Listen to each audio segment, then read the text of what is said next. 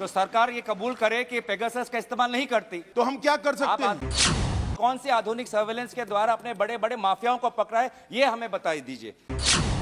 इस्तेमाल हुआ है, उन पर हुआ है, आप तथ्य रख दो।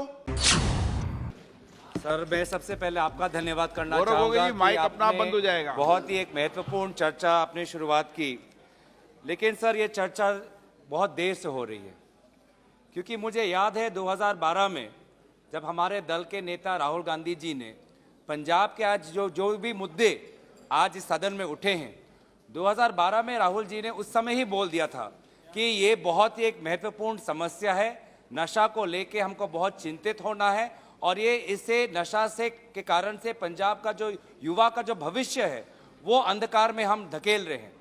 लेकिन उस समय जब सत्ता पक्ष जो हमारे यहाँ पे थे, उनके राजनीतिक टिप्पणी आई, विभिन्न प्रकार से इन्होंने बोला, आलोचना की, तो हम बार बार ये कहना चाहते हैं कि हम विपक्षी दल होने के नाते कोई भी मुद्दे अगर हम उठाएं तो उसका मतलब यही नहीं कि आप वहीं आलोचना कर दो। किसी मुद्दे में कोई मूल्य है और उस मूल्यों को समझे। कोविड में भी राहुल जी ने पहले बोला, आपने बात नहीं सुनी। आज चीन पर भी बार बार राहुल जी बोल रहे हैं कि आप इस पे एक ठोस कदम उठाइए, लेकिन आप सेना के पीछे आप छुप रहे हैं। जबकि सदन किसका है? सदन देश का है और देश के अंदर हमें सारे जो महत्वपूर्ण मुद्दे हैं उठना चाहिए, क्योंकि देश की जनता सरकारों को चुनती है, ना कि सेना को।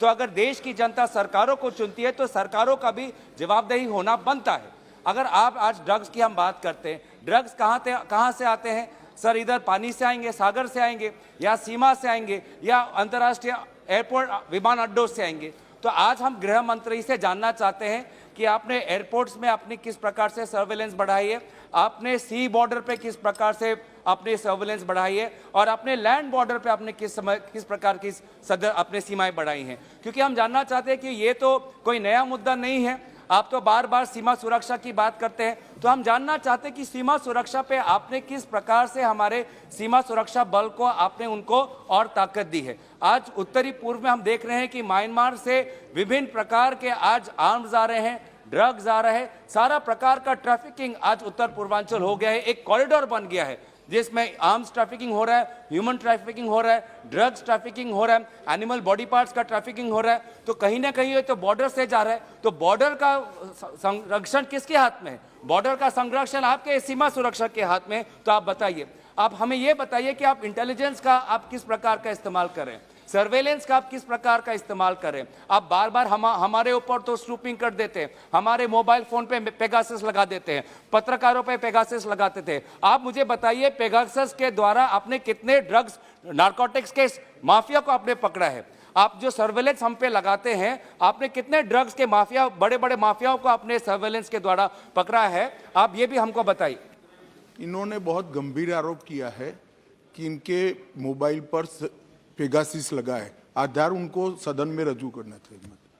ऐसे नहीं बोल सकते आप, या तो ये शब्द निकाल दिए जाए या तो वो आधार रजू कर यह रखें। इनके पास एक भी आधार हो, किसी पत्रकार का, नेता का, उनके खुद का, यहां रखना चाहिए सदन पर।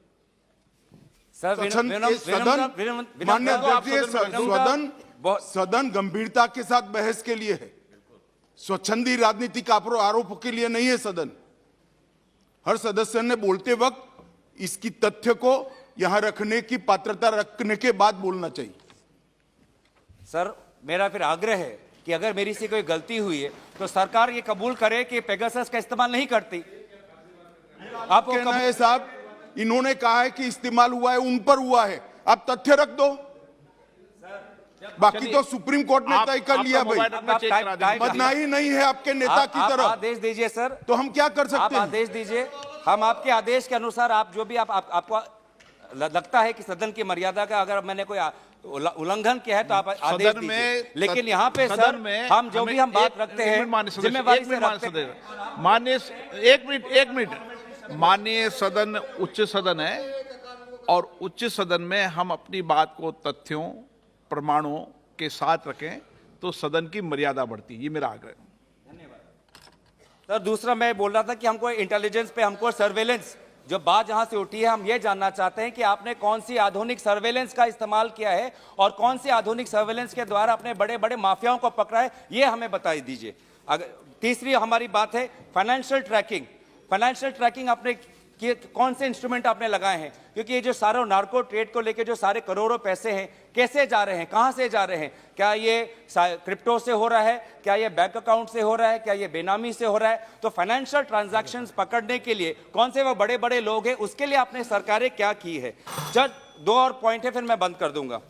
जन जागरण की हम बात करते हैं। जन जागरण की जब हम बात करते हैं तो हमको विभिन्न बेसरकारी संगठनों का हमको इस्तेमाल करना पड़ेगा, ताकि वो नुक्कड़ नाटक और विभिन्न प्रकार के जन जागरण के अभियान के द्वारा गांवों में जाएं, छात्रों के पास जाकर आप उनको बताएं कि इस पदार्थ की नशीली दवाई हमको नहीं लेनी चाहिए। लेकिन यह सरकार बार बार FCRA को लेकर जो सिविल सोसाइटी है उस पर बार बार ये इन्वेस्टिगेशन करते हैं और सिविल सोसाइटी को भी आज ढंग से काम नहीं करने देते। आखिरी बात है ये कि सर, स्पोर्ट्स की हम बात करते हैं, हम भी चाहते हैं कि स्पोर्ट्स बने। मैं खुद भी ड्रग्स को लेके अपने लोकसभा क्षेत्र में फिटनेस के लोके में दौड़ आयोजन करता हूं। अभी तक ड्रग्स के विरोध में मैं 2-3 मैंने युवाओं के साथ दौड़ आयोजन किया है। लेकिन दौड़ के साथ हमारा जो छात्र है वो जानना चाहते हैं कि स्कूल में कोच कहां है, स्कूल में प्लेग्राउंड कहां है? तो ये सरकार स्पोर्ट्स की तो बात करते हैं, लेकिन स्कूल में कोच और स्कूल में स्पोर्ट्स इंफ्रास्ट्रक्चर में इन्होंने क्या किया है वो बताइए। और अंत में सर, मेंटल हेल्थ में सभी बातों ने, सभी ने ये कहा है,